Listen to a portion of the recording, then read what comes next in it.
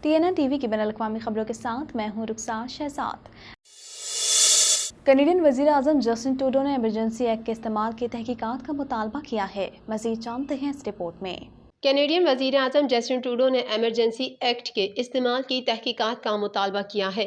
एक news release में Trudeau ने कहा कि पब्लिक ऑर्डर इमरजेंसी कमीशन के नाम से एक आज़ाद अवामी इंक्वायरी तश्कील दी जाएगी ताकि इन हालात का जायजा लिया जा सके जिनकी वजह से एलामिया जारी किया जा रहा है। ट्रूडो ने आज़ादी के काफिले के दौरान कनाडा की तारीख में पहली बार इस एक्ट की दरख्वास्त की जब वफाकी हुकूमत को वबाई पाबंदियों के खिलाफ नाकाबंदियों और मुजाहरों से निमटने के लिए आर्जी इख्तियारात दिए गए। कनाडा की हिज़्ब इख्तिलाफ की जमात कंजर्वेटिव पार्टी का कहना है कि लिबरल हुकूमत के अपने इक़दामात और फैसलों से तवज्जो हटाने के लिए इस अंदाज को इस्तेमाल कर रहे हैं। लिबरल हुकूमत इस बात को यकीनी बनाने के लिए अपनी ताकत में हर मुमकिन कोशिश कर रही है कि ये इंक्वायरी बेबुनियाद है और उन्हें जवाबदेह ठहराने में नाकाम रहती है। इमरजेंसी एक्ट को 23 फरवरी को मनसूख कर दिया गया जब पुलिस ने कामयाबी के साथ ओटावा की सड़कों को साफ कर दिया और मुल्हिका एहतजाज खत्म कर दिया। कानून के मुताबिक एक्ट के इस्तेमाल के बारे में एक इंक्वायरी को कलअदम करार दिए जाने के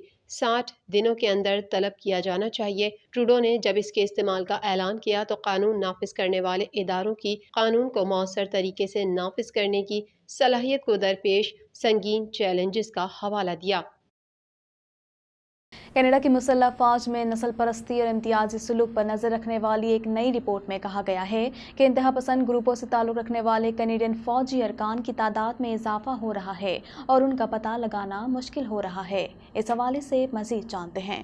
कैनेडियन फ़ौज अपनी सफ़ों में शिद्दत पसंदी का पता लगाने रोकने के लिए काफ़ी इक़दामात नहीं कर रही है। कनाडा की मुसल्लह फ़ौज में नस्ल परस्ती और इम्तियाजी सलूक पर नज़र रखने वाली एक नई रिपोर्ट में कहा गया है कि इंतहा पसंद ग्रुपों से ताल्लुक़ रखने वाले कैनेडियन फ़ौजी अरकान की तादाद में इजाफा हो रहा है और उनका पता लगाना मुश्किल हो रहा है। अपनी 121 सफ़ात पर मुश्तमिल रिपोर्ट में जो पीर को मंजर आम पर आई, निज़ामी नस्ल परस्ती और इम्तियाजी सलूक पर एक मशावरती पैनल के अरकान ने फ़ौज में वसी पैमाने पर मसाइल पाए जिनमें सफ़ेद फार्म बालादस्ती और नज़रियाती तौर पर हौसला अफजाई पुरतशद्दुद इंतहा पसंदी से मुतासिर अफराद की मौजूदगी भी शामिल है। दिफाई टीम उन इंतहा पसंद ग्रुपों की दरअंदाजी से महफूज नहीं है और कुछ यूनिट्स और महकमे बड़े मेट्रोपॉलिटन इलाकों से अलग थलग होने की वजह से इससे भी ज्यादा खतरे में पड़ सकते हैं। पैनल ने यह भी पाया कि DND अपनी सफ़ों में इंतहा पसंदों का पता लगाने में ज्यादा मौसर नहीं है।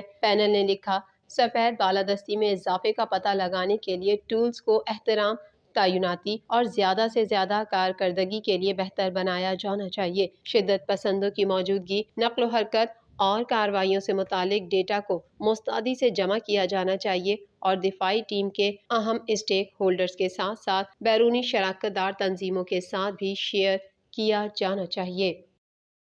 कनाडा में वीकेंड पर मोटरसाइकिल रैली से कबल पार्लियामेंट हिल के करीब एहतजाजी गाड़ियों पर पाबंदी लगा दी गई। मजीद जानते हैं इस रिपोर्ट में।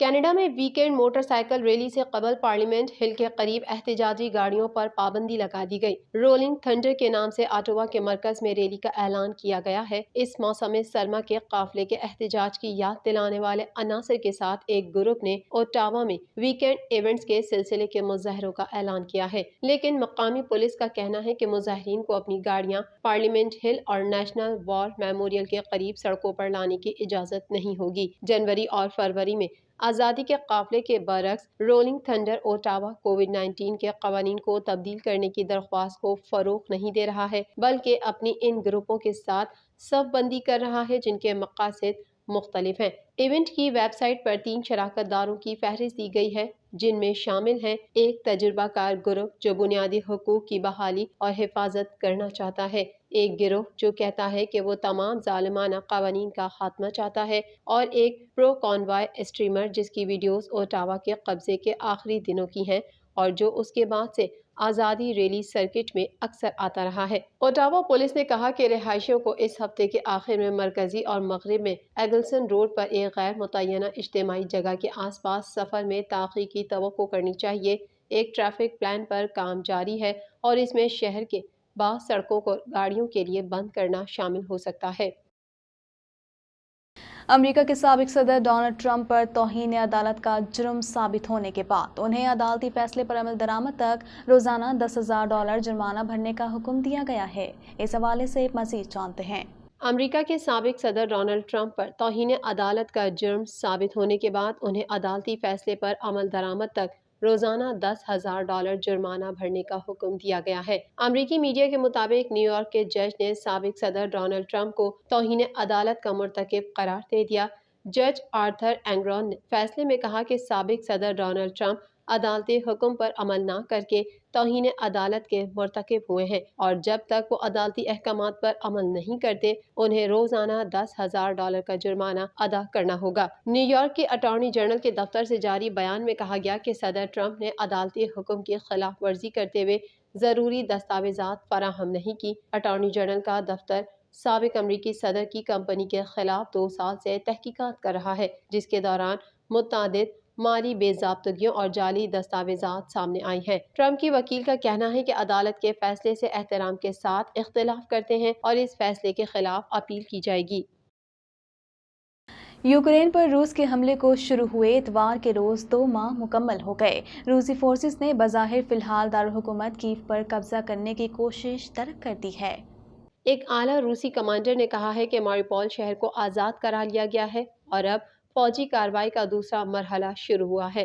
تفصیلات کے مطابق یوکرین پر روس کے حملے کو شروع ہوئے اتوار کے روز 2 ماہ مکمل ہو گئے۔ روسی فورسز نے بظاہر فی الحال دارالحکومت کیف پر قبضہ کرنے کی کوشش ترک کر دی ہے۔ ایک اعلیٰ روسی کمانڈر کا کہنا ہے کہ فوجی کارروائی کا دوسرا مرحلہ ابھی شروع ہوا ہے۔ روسی دستے بظاہر بڑے حملوں کی تیاری میں آگے بڑھ رہے ہیں اور مشرقی اور جنوبی یوکرین پر حملوں میں شدت لائی جا رہی ہے۔ دوسری طرف یوکرین امریکہ اور یورپی ممالک کی فوجی امداد حاصل کر کے مشرقی اور جنوبی علاقوں میں شدید مزاحمت کرنے کے لیے تیار دکھائی دیتا ہے۔ ادھر روسی صدر ولادیمیر پوتن نے بندرگاہ والے مشرقی شہر ماریوپول میں فتح کا دعویٰ کرتے ہوئے کہا ہے کہ اسے آزاد کروا لیا گیا ہے۔ روسی وزارت دفاع کا کہنا ہے کہ جنوبی شہر اودیسا کے باہر ایک فوجی فضائی پٹی پر اس کے میزائل حملے نے مغربی ممالک کے فراہم کردہ ہتھیاروں کو تباہ کر دیا ہے۔ اودیسا شہر کے ناظم نے سوشل میڈیا پر بتایا کہ میزائل حملے میں مرنے والوں کی تعداد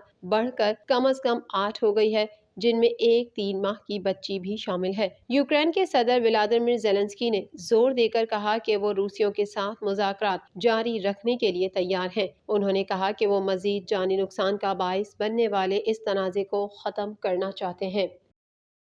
TNN ٹی وی کے نیوز بلیٹن سے فی الوقت اتنا ہی۔ مزید خبروں اور اپڈیٹس کے لیے دیکھتے رہیے TNN ٹی وی۔